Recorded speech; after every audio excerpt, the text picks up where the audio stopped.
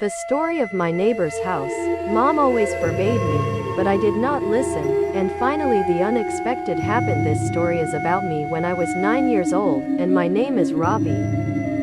I live with my mom and dad in Tacomau City, Kandil Province, when our family was in a severe economic crisis, leading to the sale of a big house.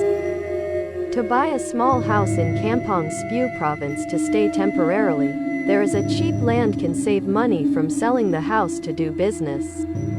After building the house, Dad sold the old house in Tacomau City and went to Kampong Speu to collect goods. Around our house was a tree, but it was really cold, and next to my house was a neighbor's house. But I never saw him as the owner. When I moved to a new house, my mother always forbade me to enter the house.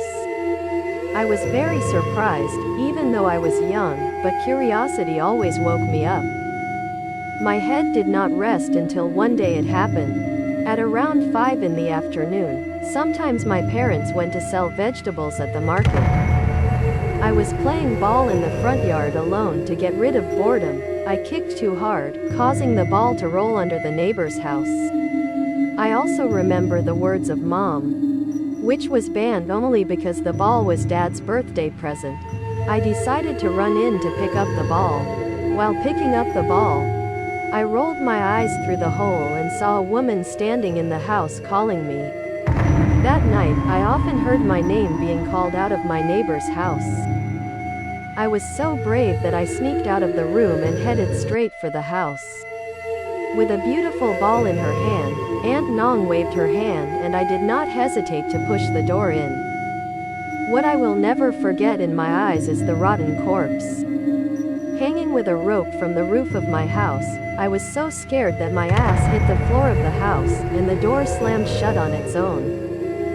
Shout out only the win. The aunt's face got worse and worse, screaming loudly, smashing things in the house, pointing to a car that was stuck in the door to get me out. I was so scared I was sweating like corn kernels. I was afraid he would hurt me, so I ran to the back, but the door opened and my parents and the police, along with a few other villagers in front of the house, got drunk and ran to hug my mother with tears mixed frightened. He told me to stop crying. While the police investigated the body after an autopsy, and the results showed that the body had been raped and she was hanged in the house. After such a horrible experience, my parents decided to leave this house and go back to my grandmother's house in Tacomau City.